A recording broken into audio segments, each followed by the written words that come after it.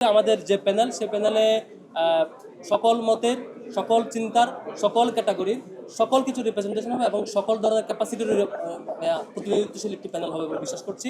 এবং ঢাকা বিশ্ববিদ্যালয়ের শিক্ষার্থীরা আসলে যেমনটি চায় যে একটি প্যানেলে সকল রকমের মানে নানা ডাইভার্সিটি থাকে, প্রত্যেকটা আমরা চিন্তা করছি। আমরা ঘোষণা দিচ্ছি আমাদের প্রত্যেকটি পদে আমরা যারা আজকে ফর্ম তুলেছি এই সমন্বিত যেই আমরা একটি জোট করছি, সমন্বিত জোটের যে প্যানেল হবে সেই প্যানেলের নাম এবং পূর্ণাঙ্গ রূপরেখা আমরা আগামীকালকের মধ্যে আপনাদেরকে অ্যানাউন্স করব।